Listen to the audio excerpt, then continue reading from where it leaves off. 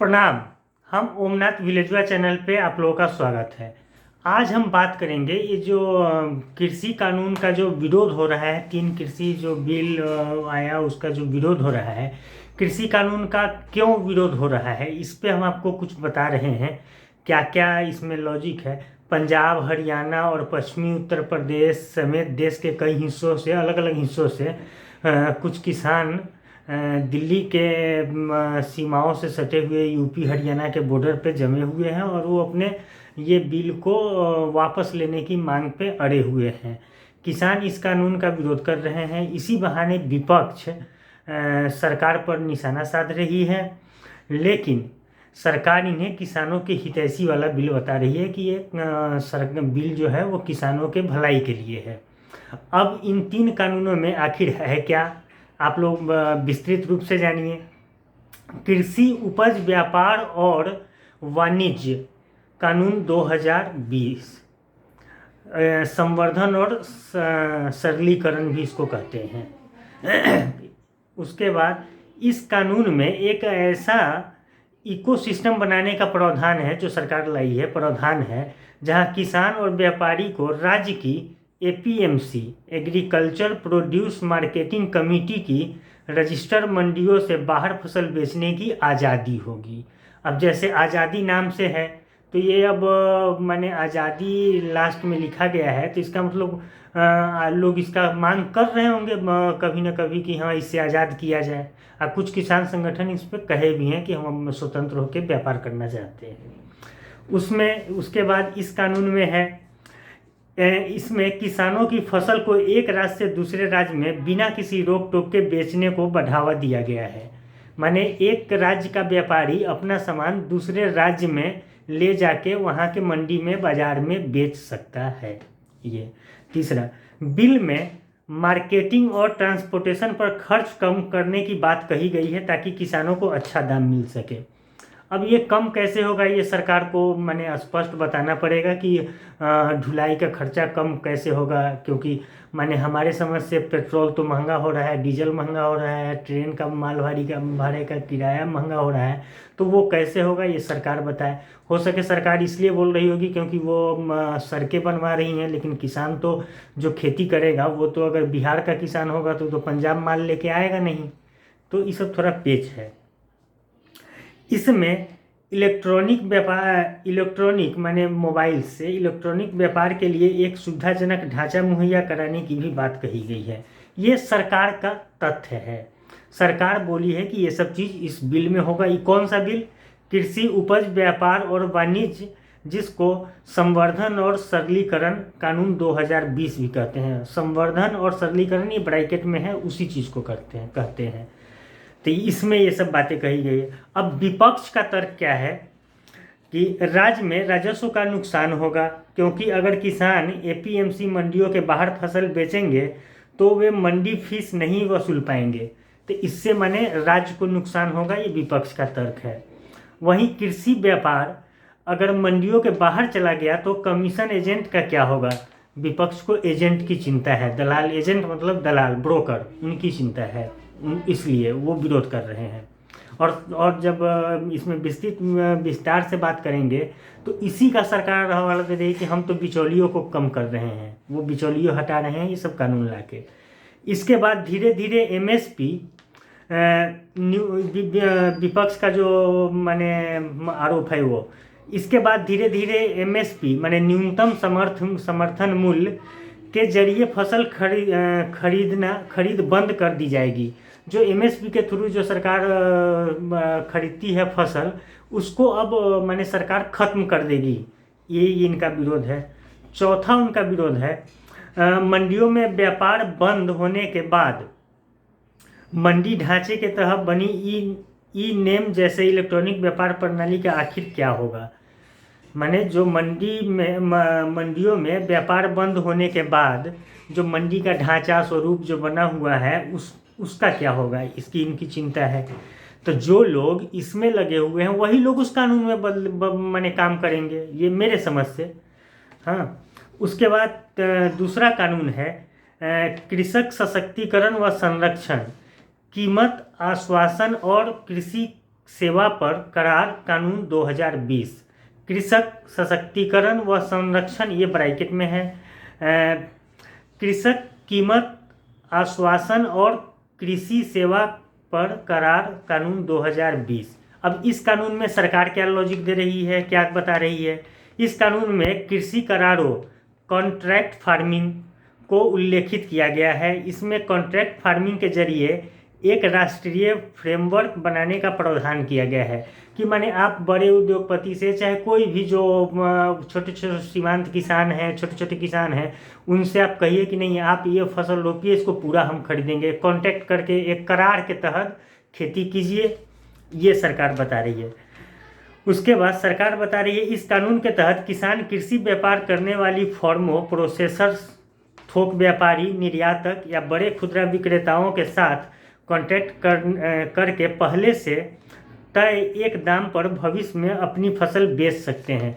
माने खेती करने से पहले वो फसल का जैसे मान लीजिए आपको उदाहरण देके समझाते हैं, आप टमाटर लगाएं तो टमाटर लगाएं कॉन्ट्रैक्ट फार्मिंग के तहत, वो बोले कि टमाटर का जो भी दाम हो आप हमको 20 रुपये किलो दीजिएगा, उस समय जैसे भी हो वो देंगे, ये कॉन्ट्रैक्ट फार्मिंग का है। और इसमें क्या है कि तीसरा, 5 हेक्टेयर से कम जमीन वाले छोटे किसान कॉन्ट्रैक्ट से कमा पाएंगे। मैंने जो छोटे किसान हैं उनको फ़ायदा होगा इस कॉन्ट्रैक्ट फार्मिंग से, ये सरकार का लॉजिक है। उसके बाद बाजार की अनिश्चितताओं के अनिश्चितता, बाजार में जो अनिश्चितता रहता है कि कब किसका रेट गिर जाए बढ़ जाए, इस अनिश्चितताओं को खतरे को किसान की जगह कॉन्ट्रैक्ट फार्मिंग करने वाले प्रायोजकों पर डाला गया है। हाँ, कॉन्ट्रैक्ट फार्मिंग के तहत जो आप खेती कीजिएगा, अगर उसमें कोई माने बाज़ार में माल सप्लाई आपूर्ति ये सब नहीं पूरा है, क्या डिमांड है क्या सप्लाई है, अगर ये सब नहीं तो वो कॉन्ट्रैक्ट फार्मिंग जो किए हैं वो समझेंगे। किसान को अगर उनसे पहले रेट तय हो गया है उसी रेट पे ये सामान खरीदना है उनको। उसके बाद अनुबंधित किसानों को गुणवत्ता वाले बीज की आपूर्ति सुनिश्चित कराना, तकनीकी सहायता और फसल स्वास्थ्य की निगरानी, कर्ज की सुविधा और फसल बीमा की सुविधा उपलब्ध कराई जाएगी। माने उनको तमाम तरह की सुविधा भी उपलब्ध कराई जाएगी जो खेती में एक लगता है, जो छोटे किसान हैं जो नहीं कर पाते हैं। आप अगर गांव से थोड़ा भी जुड़े हुए हैं तो क्या जितना चीज़ लिखा हुआ है इसमें, वो कोई छोटा किसान न वो किसी इंजीनियर को हाई कर पाता है, न उसको कर्ज सही से मिल पाता है, न मुआवजे का पैसा सही से मिल पाता है, न उसको बीज सही क्वालिटी का मिल पाता है, न तकनीक मिल पाता है। तो इस कानून के तहत ये सब सुविधा उनको मिलेगी। इसके तहत किसान मध्यस्थ को दरकिनार कर पूरे दाम के लिए सीधे बाजार में जा सकते हैं। माने ओपन मार्केट में भी आप जाके अपना फसल बेच सकते हैं। अब उसके बाद किसी विवाद की सूरत में एक तय समय में एक तंत्र को स्थापित करने की बात कही गई। अगर किसान और कॉन्ट्रैक्ट फार्मिंग जो जिनके थ्रू हो रहा है, जिनके साथ अगर उनके बीच में कोई अगर विवाद होता है तो उसमें मध्यस्थता करने के लिए एक व्यवस्था बनाई जाएगी जो कि कंप्लीट की जाएगी, बात कही गई है।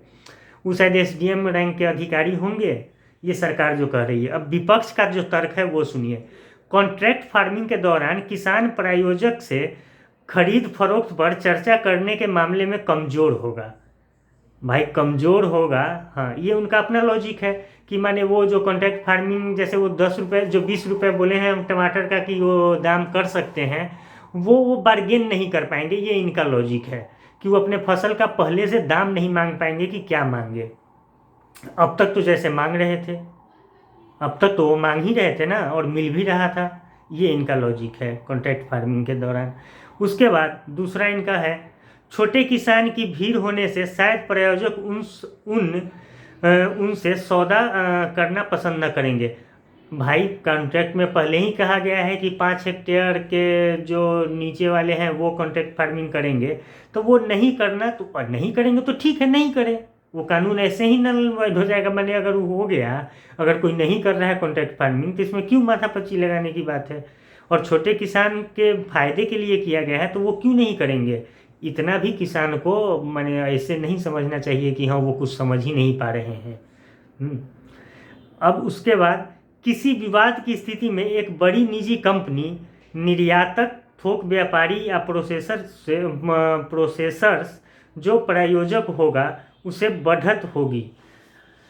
अब ये जो तीन जो हम पढ़े हैं, इस तीनों का मतलब है कि ये होगा, अभी हुआ कुछ नहीं है, ये हो सकता है। अच्छी बात है, इन चीज़ों पे विचार करना विपक्ष का काम है, अच्छी बात है, लेकिन थोड़ा सोच के। अब यही प्राइवेट फॉर्म में अगर कोई काम करता है मल्टीनेशनल कंपनी में, तो क्या वहाँ इम्प्लाई को उनके थ्रू इम्प्लाई जो जो ये बात तीसरे में कर रहे हैं कि उसका बढ़त रहेगा, हर एंगल से उसका बढ़त रहेगा, उसका बढ़त रहेगा, ये तो प्राइवेट कंपनी में भी ये लागू नहीं होना चाहिए। अगर ऐसी बात है तो इसको एकदम वहाँ वहाँ के लिए विरोध करें, वहाँ के लिए भी विरोध करें जहाँ सैलरी नहीं मिलती है, जहाँ लोग बुरे वातावरण में काम करते हैं, ऑफिस में बुरा मतलब कि गंदगी से भरा हुआ, जहाँ कोई व्यवस्था ठीक से नहीं है। कंपनी चल रही है, लाखों करोड़ों कंपनियां ऐसे चल रही है, हजारों की संख्या में लोग आते हैं इम्प्लाई, 12 घंटा 18 घंटा काम करते रहते हैं, उनके लिए तो कभी नहीं आवाज़ उठाई, उठाए आवाज़ तो अच्छी बात है, किसानों के लिए उठाए हैं, अच्छी बात है, वो तो उन लोगों के लिए भी उठाए, वो भी अच्छी बात है। अब तीसरा है आवश्यक वस्तु संशोधन कानून 2020। अब इसमें क्या है, सरकार कह रही है इस कानून में अनाज, दलहन, तिलहन, खाद्य तेल, प्याज और आलू को आवश्यक वस्तुओं की सूची से हटाने का प्रावधान है। इसका अर्थ यह हुआ कि सिर्फ युद्ध और आपातकाल जैसी परिस्थिति को छोड़कर अब जितना चाहे उतना भंडारण किया जा सकता है। ये भंडारण कोई कर सकता है, जो माने प्रोसेसर है, अगर वो पूंजी लगाया है, उसका सामान है, तो वो तो माने अपना भंडारण करेगा। और इस पे हम भंडारण इसलिए भी होगा, ये दोनों दोनों सूरत में, एक तो सप्लाई चेन टूटे ना, और दूसरा कि लोग कहते हैं कि जमाखोरी होगा, तो इसके लिए ऑलरेडी पहले से कोई कानून तो होगा ना। चाहे इस पे अगर सरकार नहीं मान रही है तो इस पे संशोधन करवाएं, जो माने किसानों को लगे कि नहीं ये गलत हो रहा है तो इस पे संशोधन करवाएं, सरकार का लॉजिक है। हाँ, उसके बाद इस कानून से निजी सेक्टर का कृषि क्षेत्र में डर कम होगा, क्योंकि अब तक अत्यधिक कानूनी हस्तक्षेप के कारण निजी निवेशक आने से डरते हैं। अब कानून का बहुत ज़्यादा पुलिंदा बांध दीजिए तो हो सके कोई भी व्यापार करना चाहता है। अगर हम भी कोई व्यापार करना चाहते हैं कि कम नियम कानून में पड़े, पचड़े में कम पड़े। क्यों? क्योंकि तमाम अधिकारी होते हैं। एक और चीज़ इससे रिलेटेड थोड़ा विषय से विषयांतर होकर आप लोगों को बता रहे हैं, हर जगह एक सिस्टम बना हुआ है। शिक्षा विभाग में अलग अधिकारी हैं, स्वास्थ्य विभाग में अलग अधिकारी हैं, लेकिन आम जन जो है एकदम माने जिसका पाला हर किसी मुसीबत में वो पुलिस से ही पड़ता है, तो वो उसके लिए तो सरकारी आदमी सिर्फ वही है पुलिस। अगर डॉक्टर भी हैं, उनका भी अपना काम है, लेकिन आम आदमी का पाला अगर माने ये इस परिस्थिति में जब विवाद हो, तब अगर डॉक्टर से ही विवाद है तो वो पुलिस के ही थ्रू जाएंगे। लेकिन आम आदमी तो जानता है ना कि हम डीएम के यहाँ नहीं जा पाएंगे, एसडीएम के यहाँ नहीं जा पाएंगे, लेकिन वो पुलिस के यहाँ जाना उसको लगता है कि कानून का यही हमको हल दिलाएंगे। क्योंकि कई ऐसे तमाम उदाहरण हैं जिसमें लोग पुलिस के पास जाते हैं, जिसका पुलिस के पास कोई सॉल्यूशन नहीं होता है, लेकिन तब भी वो कुछ ना कुछ सलाह देते हैं।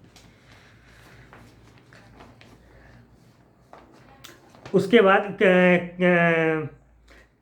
कृषि इंफ्रास्ट्रक्चर में निवेश बढ़ेगा, कोल्ड स्टोरेज और फूड सप्लाई चेन का आधुनिकीकरण होगा। जब ये लोग आएंगे प्राइवेट प्लेयर, माने जो कॉन्ट्रैक्ट फार्मिंग के साथ जो जुड़ेंगे किसानों के साथ, वो कोल्ड स्टोरेज भी बनाएंगे। ऐसा तो नहीं है कि बिहार में अगर दूध का भी अगर उत्पादन हो रहा है, अगर वो दूध ले रहे हैं तो उसके लिए मुंबई में कोल्ड स्टोरेज बनाएंगे। अरे बिहार में ही बनाएंगे, उड़ीसा में लेंगे, उड़ीसा में बनाएंगे, उसी के आसपास बनाएंगे। वहाँ लोगों को रोजगार भी मिलेगा, छोटा मोटा लोगों को, हर किसी को रोजगार मिलेगा। अगर प्रोसेसिंग का प्लांट लगाते हैं तो वहाँ पे बड़े बड़े माने वो फूड इंजीनियर जो होते होंगे, प्रोसेसिंग करने वाले, कि इसको कैसे रखा जाए, संवर्धन कैसे किया जाए, इसका संग्रह कैसे किया जाए, फल को कैसे छांटने वाले मजदूर भी होंगे, मशीन भी होगा, ये सब चीज़ लगेगा, डेवलप होगा मेरे समझ से। उसके बाद यहाँ किसी सामान के मूल्य की स्थिरता लाने में किसान और उपभोक्ताओं दोनों को मदद मिलेगा।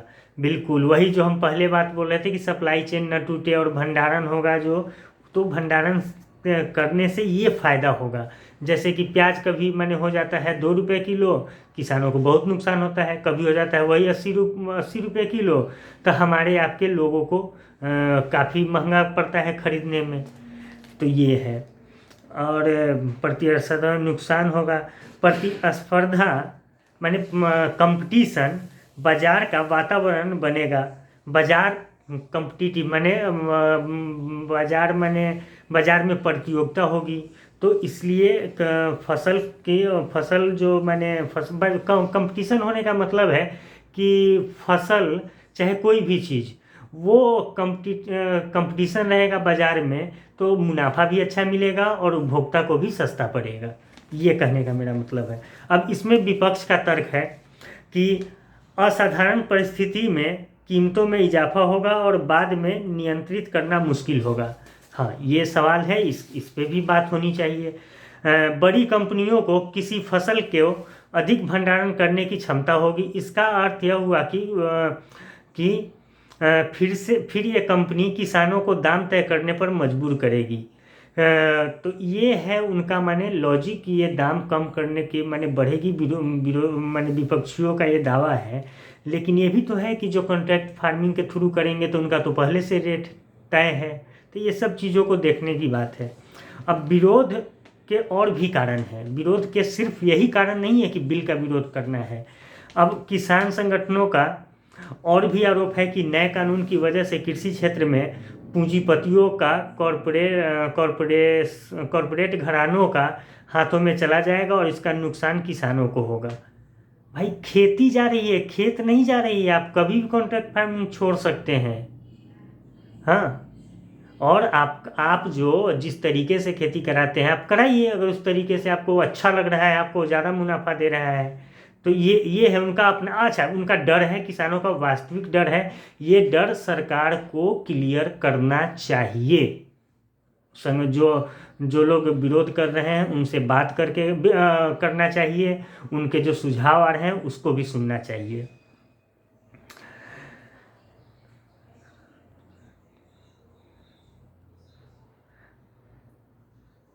सरकार के साथी भी पीछे हटे बाद में। माने जब ये बिल आया तो जो सरकार के साथी एनडीए में थे, जैसे अकाली दल थी, अकाली दल से एक मंत्री थी, वो भी इस्तीफा दे दी, गठबंधन टूट गया। ये सब भी हो रहा है इसी बीच में। और प्रधानमंत्री सरकार का क्या तर्क है ये देखिए। प्रधानमंत्री से आज़ादी के बाद प्रधानमंत्री जो कह रहे हैं, आज़ादी के बाद किसान को किसी में एक नई आज़ादी, किसानों में एक सॉरी थोड़ा गलत हो गया। आज़ादी के बाद किसानों को किसानी में एक नई आज़ादी देने वाला कानून बताया प्रधानमंत्री ने।